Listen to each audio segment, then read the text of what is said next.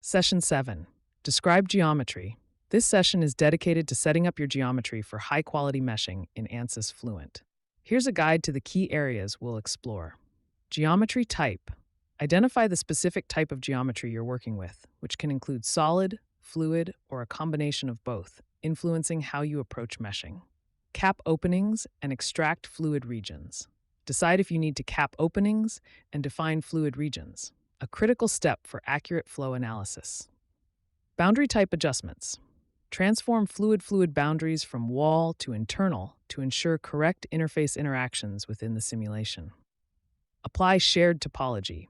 Discover how shared topology can streamline mesh generation and improve simulation accuracy by reducing geometrical complexity.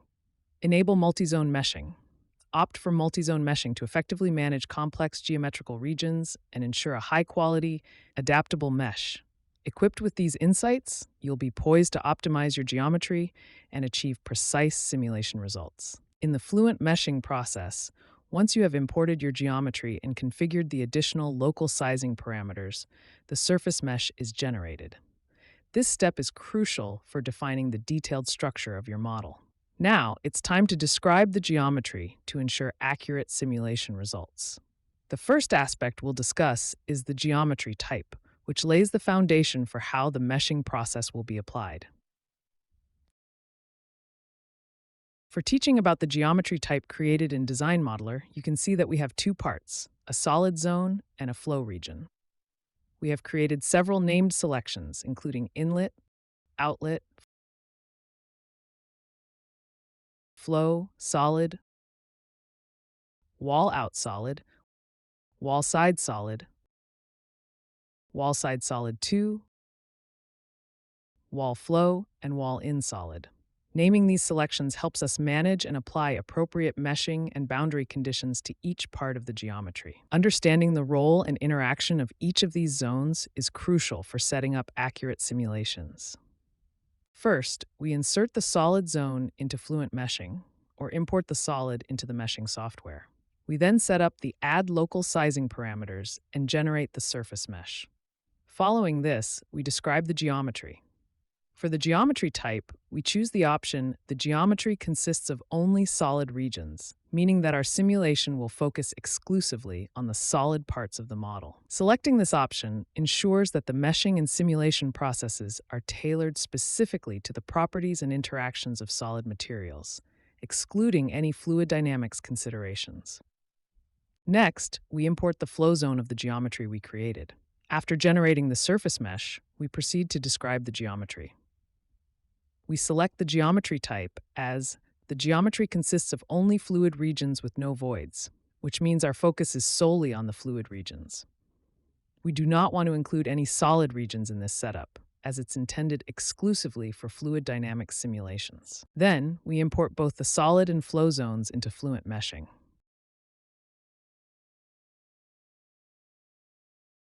After generating the surface mesh, we proceed to describe the geometry. We select geometry consists of both fluid and solid regions and/or voids, which means that in this simulation, we are working with both solid and fluid zones. This option is chosen when you want to analyze interactions between fluids and solids, such as in heat transfer, fluid flow through porous media, or structural responses to fluid forces. It provides a comprehensive view of how fluid and solid regions interact within the system, allowing for a detailed analysis of complex multiphysics phenomena. Next, we want to address a discussion involving will you cap openings and extract fluid regions. We have a question with two options, yes or no. As you can see, we initially inserted just the solid zone into Fluent Meshing. After generating the surface mesh and selecting the geometric option, geometry consists of only solid regions, we encounter this question. Note that this question appears when you choose either geometry consists of only solid regions or geometry consists of both fluid and solid regions and/or voids. However, it does not appear if you select geometry consists of only fluid regions with no voids. After selecting geometry consists of both fluid and solid regions and/or voids, I chose yes for the question about will capping, opening, and extracting fluid regions. Then, I proceeded to describe the geometry, arriving at the enclosed fluid regions or capping section. There, I selected boundary wall side solid and wall side solid 2, and you can change name and select any zone type from here. For instance, I selected velocity inlet, then clicked Create Caps. After a moment, the software created the cap.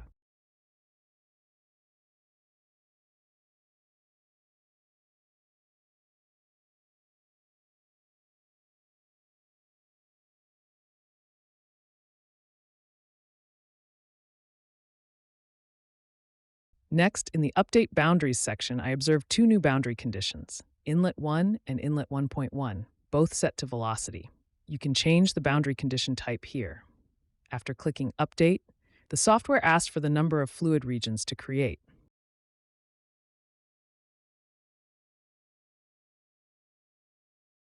Initially, I selected 1 and clicked Generate Regions. The software created just one region, unifying the regions. Thus, we initially had two regions, both being identical.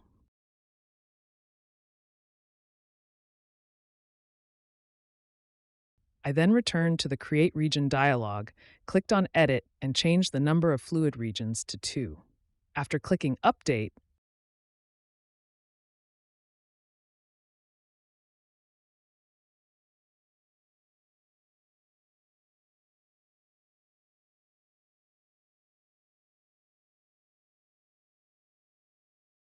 I saw that we now had two distinct regions, one fluid region and one solid region. This detailed workflow helps manage complex simulations involving both fluid and solid interactions.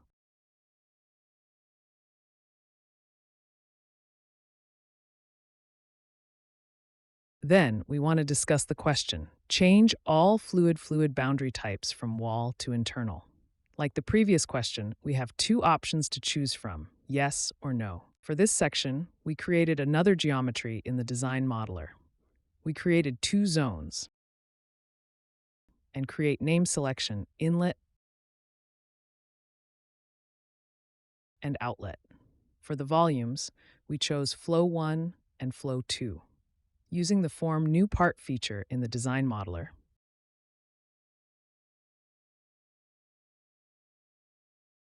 now I want to discuss when to create a wall boundary versus when to create an internal boundary. If a wall is chosen, the fluid will not cross from the inlet to the outlet.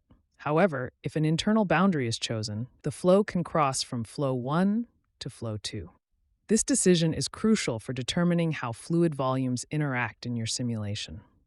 Walls will act as barriers, preventing interaction between different flow zones, while internal boundaries will allow fluid continuity, letting flow transition seamlessly between connected zones. In Fluent Meshing, after importing the geometry and generating the surface mesh, we proceed to describe the geometry.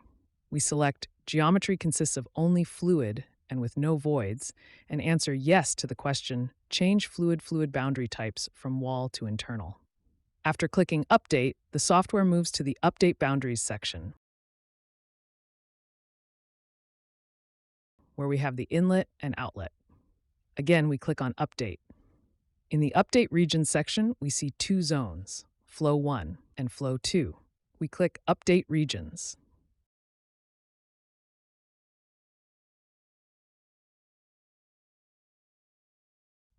We decided not to create a boundary layer in this stage, so we skipped it and proceeded to generate the volume mesh. By clicking on Generate Volume Mesh, we used polyhedral meshing.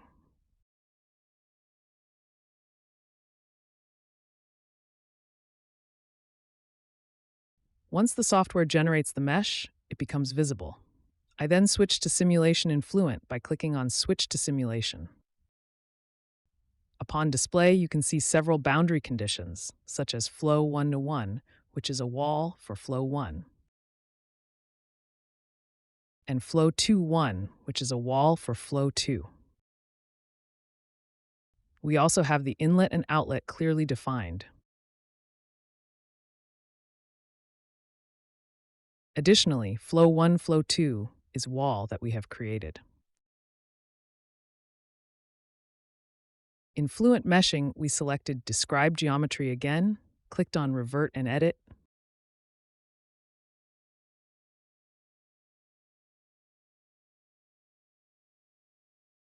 and change the yes to no for the question, change all fluid boundary types from wall to internal.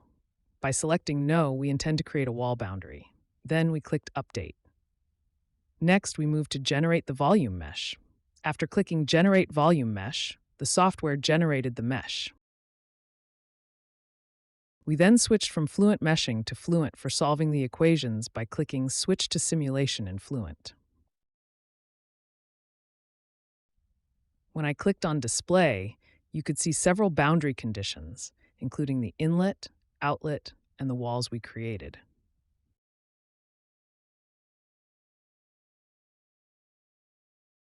Additionally, you could see wall shadows, indicating the walls that were recognized and created in the process. Now it's time to answer the question, do you want to apply shared topology? Here we have two options, just like the previous question, yes or no. If I choose yes for the question about applying shared topology, the software will create a conformal mesh, meaning that the mesh will have a continuous connection between the boundaries of the two body parts.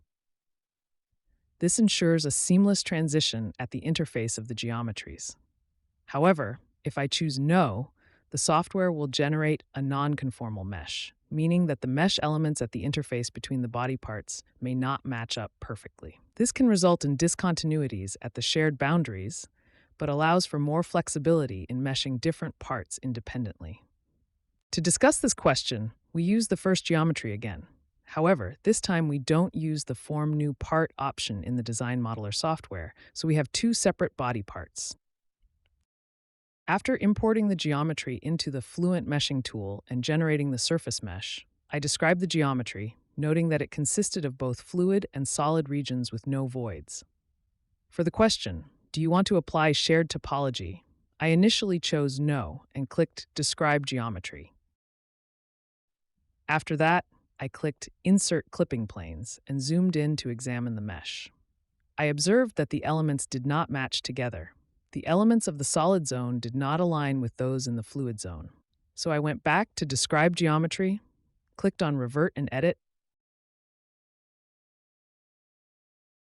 and this time selected Yes for the question about applying shared topology. I should note that the previous mesh was a non-conformal mesh. By selecting Yes, a conformal mesh was created, ensuring that elements align correctly at the interface. Here you can use Join Insert, which automatically connects the two surfaces. In the interface contact, we can select the boundary conditions we want to connect. I used Join Intersect and clicked on Apply Shared Topology.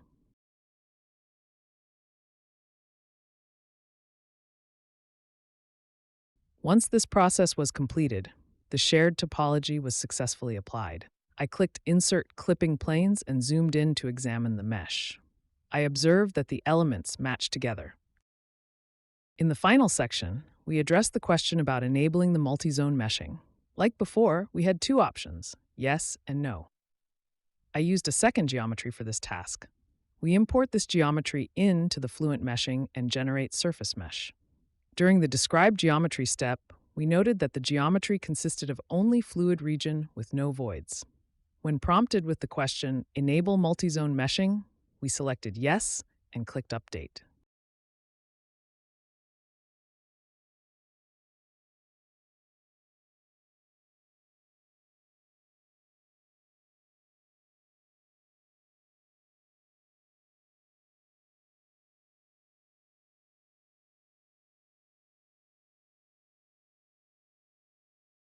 In the next step, the updated the boundary conditions, setting the inlet and outlet as velocity inlet and pressure outlet respectively, and clicked Update Boundaries. In the Update Regions section, you could see two zones, Flow 1 and Flow 2, both designated as fluid zones. We clicked on Update Regions.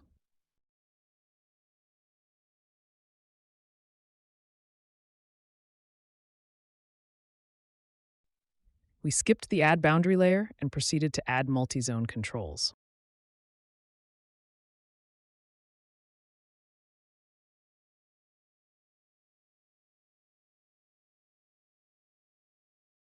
Here, you can select any zone. I selected Flow 1 and labeled the boundary condition as Inlet. You can also rename the multizone here and select fill with using hexadominant as the method, and then clicking on Add Multizone Controls.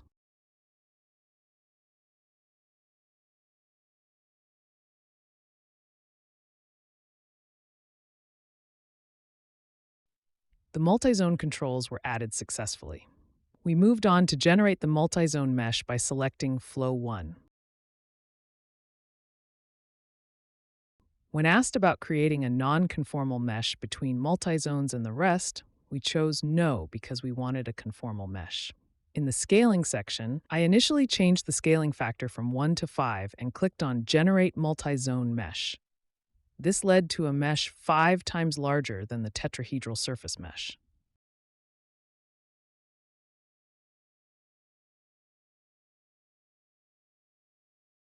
I then reverted to this setting by changing the scale factor from 5 to 1 and regenerated the multizone mesh.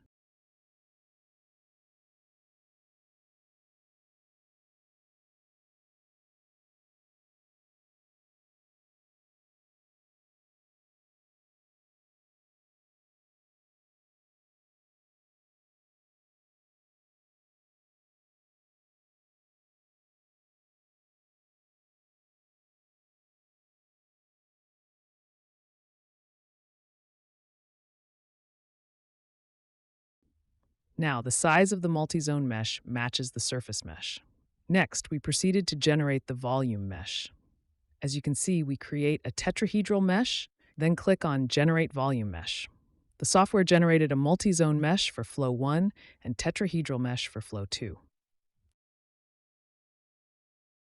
I hope this video is helpful for you. To benefit from Mr. CFD's services, including simulation, consultation, and training, visit our website, www.mester-cfd.com. Contact us via info@signmester-cfd.com.